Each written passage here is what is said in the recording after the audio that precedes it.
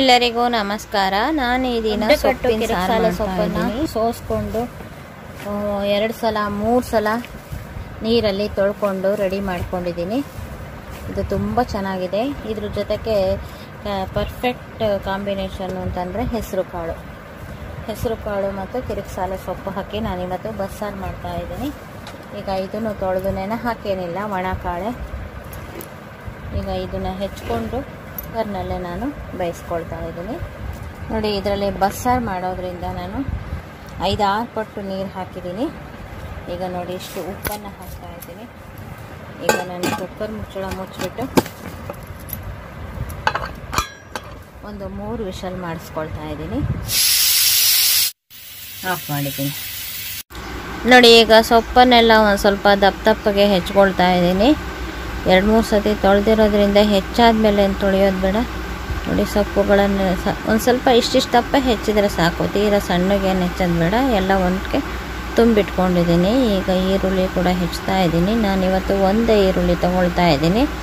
ಅದರಲ್ಲಿ 3 ಭಾಗ ಮಾಡಿ ನಂತರ ಸಾರಿಗೆ ಬೇಕಾಗುವಷ್ಟು ಕೊಬ್ಬರಿ ತುರ್ಕೊಳ್ತಾ ಇದ್ದೀನಿ. ಇದನ್ನು ಕೂಡ ನಾವು ಹಸಿ ಕೊಬ್ಬರಿ ಹಾಕೋದಕ್ಕಿಂತ ಈ ರೀತಿ ಒಣ ನೋಡಿ, ಎಷ್ಟು ಕೊಬ್ಬರಿ ತುರ್ಕೊಂಡಿದ್ದೀನಿ. 1 ಈರುಳ್ಳಿನಲ್ಲಿ ನಾನು ಸಾಂಬಾರಿಗೆ ಒಗ್ಗರಣೆಗೆ, ಇದು ಕಾಳು ಒಗ್ಗರಣೆಗೆ, ನಾವು ಸೊಪ್ಪು ಕಾಳನ್ನು ಮಾಡ್ತೀವಲ್ಲ ಅದ್ರ ಒಗ್ಗರಣೆಗೆ. ನೋಡಿ, ಸೊಪ್ಪನ್ನು ಇನ್ನೂ ಹಾಕಿಲ್ಲ. ಈಗ ಕುಕ್ಕರ್ ಕೂಗಿದೆ. ಹೆಸರು ಕಾಳು ಹೇಗೆ ಬೆಂದಿದೆ ಅಂತ ನೋಡೋಣ.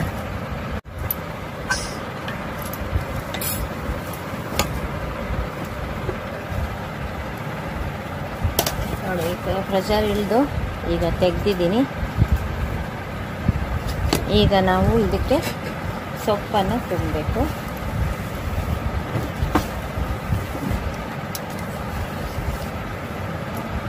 ನೋಡಿ, ಕಾಳುಗಳು ಕೂಡ ಬೆಂದಿದೆ.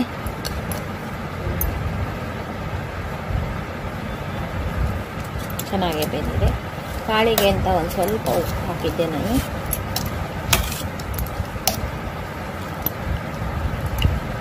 ಇವಾಗ ನಾವು ಇದನ್ನ ಕುದಿಲಿಕ್ಕೆ ಇಡಬೇಕು. ನಾವು ಬಸ್ಸಾರು ಮಾಡೋದ್ರಿಂದ ನಮಗೆ ಕಟ್ಟು ಜಾಸ್ತಿ ಬರಬೇಕು. ಆದ್ದರಿಂದ ಒಂದು ಸ್ವಲ್ಪ ನೀರು ಹಾಕ್ತಾ ಇದ್ದೀನಿ. ಇವಾಗ ಸೊಪ್ಪಿಂದು ಮತ್ತು ಹೆಸರು ಕಾಳಿಂದು ಎಲ್ಲ ಸೇರಿ ಕಟ್ಟು ನಮಗೆ ಜಾಸ್ತಿ ಬರುತ್ತೆ. ಆವಾಗ ಬಸ್ಸಾರು ಮಾಡಲಿಕ್ಕೆ ಚೆನ್ನಾಗಿರುತ್ತೆ. ಇವಾಗ ಇದನ್ನು ಕುದಿಯಕ್ಕೆ ಇಡ್ತಾ ಇದ್ದೀನಿ. ಚೆನ್ನಾಗಿ ಕುದಿಸ್ಕೊಂಡು ಸೊಪ್ಪೆಲ್ಲ ಬೆಂದ ಮೇಲೆ ನಾವು ಬಸ್ಕೋಬೇಕು ಕಟ್ಟನ್ನು.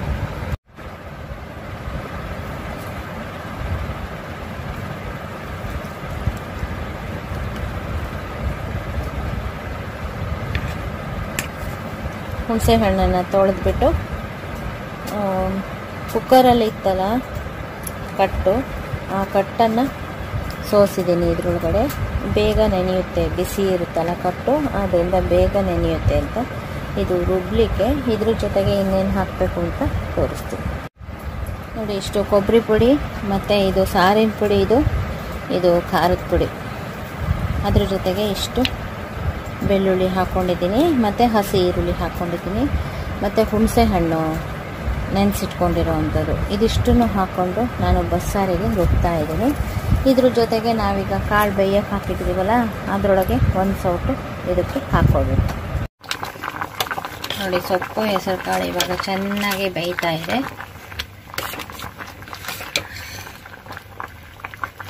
ನೋಡಿ, ಸೊಪ್ಪು ಕೂಡ ಬೆಂದಿದೆ. ಇವಾಗ ಇದನ್ನು ಬಸ್ಕೋಬೇಕು.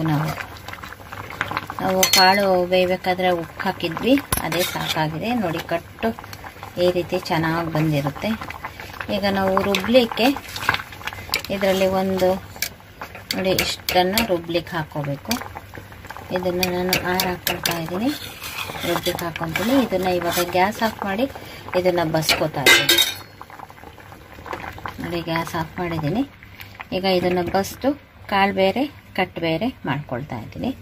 ನೋಡಿ, ಇದನ್ನು ರುಬ್ಲಿಕ್ಕೆ ಹಾಕೊಳ್ಳೋಕ್ಕೆ ಒಂದು ಸ್ವಲ್ಪ ತಣ್ಣಗಾಗಬೇಕು. ನೋಡಿ, ಬಸ್ತಿರೋ ಅಂಥ ಕಟ್ಟು ಇಷ್ಟು ಬಂದಿದೆ, ಪಾತ್ರೆಗೆ ಬಸ್ತಿದ್ದೀನಿ. ಅದಕ್ಕೆ ಒಂದು ಸ್ವಲ್ಪ ಕರಿಬೇವಿನ ಸೊಪ್ಪು ಹಾಕಿದ್ದೀನಿ. ನೋಡಿ, ಬಸ್ತಿರೋ ಕಾಳು ಇಷ್ಟಾಗಿದೆ. ಇದನ್ನು ಒಂದು ಸ್ವಲ್ಪ ಒಂದು ದೊಡ್ಡ ತಟ್ಟೆಗೋ ಒಂದು ಪರಾತಕ್ಕೋ ಹಾರಾಕ್ತಾ ಇದ್ದೀನಿ. ಸ್ವಲ್ಪ ಹಿಂಡ್ಬಿಟ್ಟು ಒಗ್ಗರಣೆ ಹಾಕಿದರೆ ಚೆನ್ನಾಗಿರುತ್ತೆ.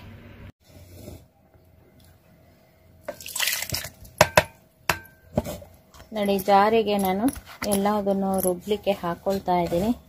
ನಾನು ತಣ್ಣಗೆ ಮಾಡೋಕ್ಕೆ ಇಟ್ಕೊಂಡಿದ್ನಲ್ಲ ಕಾಳು ಸೊಪ್ಪು, ಇದನ್ನು ಕೂಡ ರುಬ್ಲಿಕ್ಕೆ ಹಾಕ್ಕೊಳ್ತಾ ಇದ್ದೀನಿ. ಜೊತೆಗೆ ಇಷ್ಟೆಲ್ಲದನ್ನು ಹಾಕ್ಕೊಳ್ತಾ ಇದ್ದೀನಿ.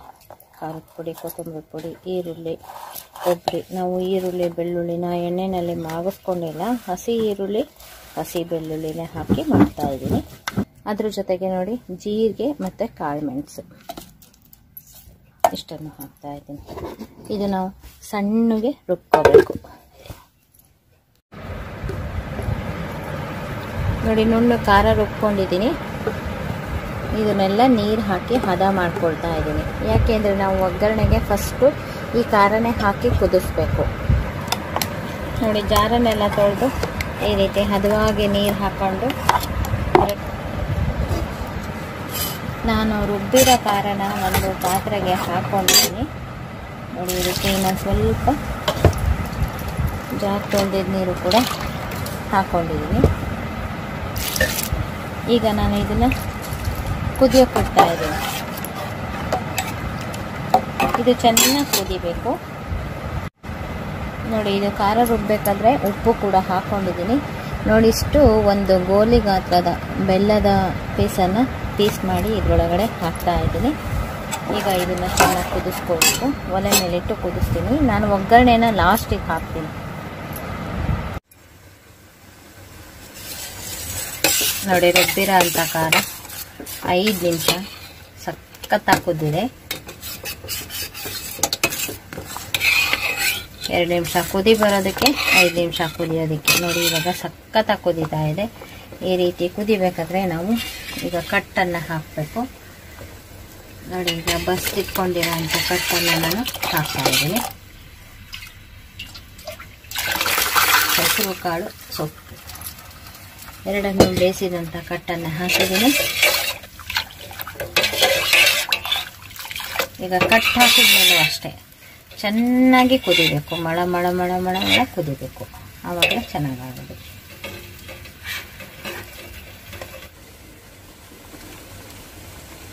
ನೋಡಿ, ಸಾಂಬಾರು ಎಷ್ಟು ಚೆನ್ನಾಗಿ ಕುದೀತಾ ಇದೆ ಅಂದರೆ ಅಷ್ಟು ಚೆನ್ನಾಗಿ ಕುದೀತಾ ಇದೆ. ಇದೇ ರೀತಿ ಮಳ ಮಳ ಮಳ ಮಳ ಕುದಿಬೇಕು. ಸಖತ್ತಾಗಿ ಕುದೀತಾ ಇದೆ. ನೋಡಿ, ಈ ಕಡೆ ನಾನು ಒಗ್ಗರಣೆಗೆ ಇಟ್ಕೊಂಡಿದ್ದೀನಿ. ಈಗ ಒಗ್ಗರಣೆ ಹಾಕ್ತಾ ಇದ್ದೀನಿ ಲಾಸ್ಟಿಗೆ. ಈಗ ಎಲ್ಲ ಕುದ್ದಾಗಿದೆ.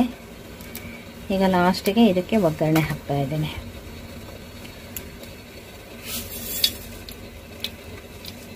ಸಾಸಿವೆ ಹಾಕಿದ್ದೀನಿ. ನೋಡಿ, ಒಂದು ಸ್ವಲ್ಪ ಜೀರಿಗೆ ಕೂಡ ಹಾಕಿದ್ದೀನಿ. ಬಸ್ಸಾರಿಗೆ ಒಂದು ಸ್ವಲ್ಪ ಜೀರಿಗೆ ಹಾಕಿದರೆ ತುಂಬ ಚೆನ್ನಾಗಿರುತ್ತೆ ಅಂತ ಒಂದೇ ಒಂದು ಸ್ವಲ್ಪ ಈರುಳ್ಳಿ ಹಾಕಿದ್ದೀನಿ.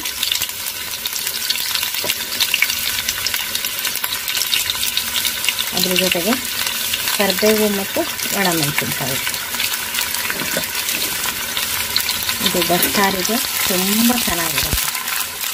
ಈ ರೀತಿ ಇಡೀ ಮೆಣಸಿನಕಾಯಿ ಹಾಕಬೇಕು. ನೋಡಿ, ಒಗ್ಗರಣೆ ಫುಲ್ ಆಯಿತು. ಈಗ ನಾನು ಇದನ್ನು ಸಾಂಬಾರೊಳಗಡೆ ಹಾಕ್ತಾ ಇದ್ದೀನಿ.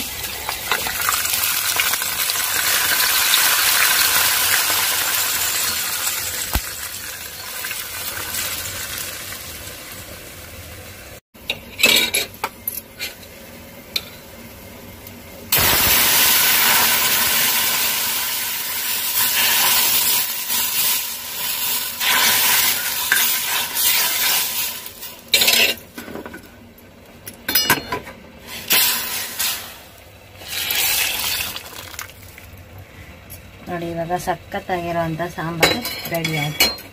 ಇದು ಏನು ಫೈನ್ ಆಗಿದೆ ಗೊತ್ತಾ? ನೋಡಿ, ನಾನಿಷ್ಟು ಕಾಯಿ ತುರ್ಕೊಂಡಿದ್ದೀನಿ. ಇದು ಹಸಿ ಕಾಯಿ ಇವಾಗ ಒಡೆದಂಥದ್ದು. ಇದನ್ನು ನಾವು ಇದರಲ್ಲಿ ಬರೀ ಕಾಯಿಯನ್ನೇ ಹಿಂಡಿದ್ರೂ ಕೂಡ ರಸ ಬರುತ್ತೆ. ಆ ರೀತಿ ಇದೆ, ಆ ಥರ ಹಸಿ ಕಾಯಿ. ಇದಕ್ಕೆ ಒಂದು ಅರ್ಧ ಲೋಟ ನೀರು ಹಾಕ್ತಾ ಇದ್ದೀನಿ. ಇದನ್ನು ಒಂದು ಸ್ವಲ್ಪ ಹೀಗೆ ರಸ ಬಿಟ್ಕೊಳ್ಳುತ್ತೆ. ಇಷ್ಟೇ, ಒಂದು ಸ್ವಲ್ಪ ಸಾಕು.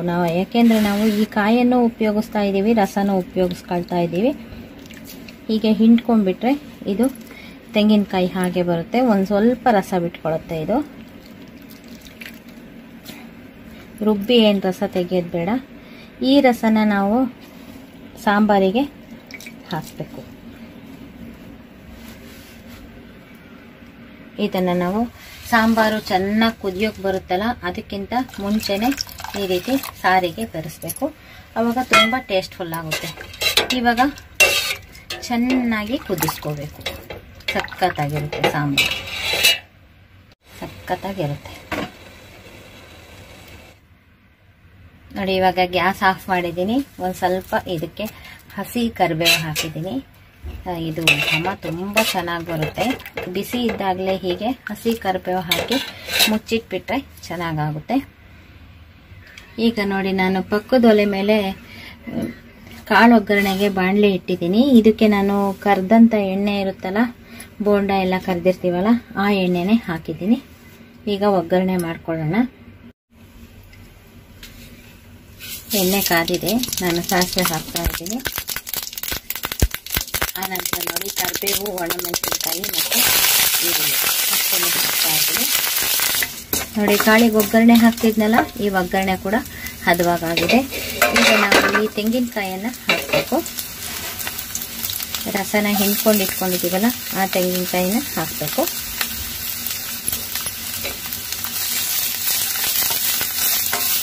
ಒಂದೆರಡು ಸಲ ಹಿಂಗೆ ಕೈ ಆಡಬೇಕಷ್ಟೇ. ಆನಂತರ ಕಾಳನ್ನು ಹಾಕಿ ಗೋಲಿಸ್ಕೋಬೇಕು. ಈಗ ಸಣ್ಣ ಉರಿ ಮಾಡ್ಕೊಳ್ತಾ ಇದ್ದೀನಿ. ಈಗ ಕಾಳನ್ನು ಹಾಕಿ ನೀಟಾಗಿ ಗೋಲಿಸ್ಕೊತಾ ಇದ್ದೀನಿ.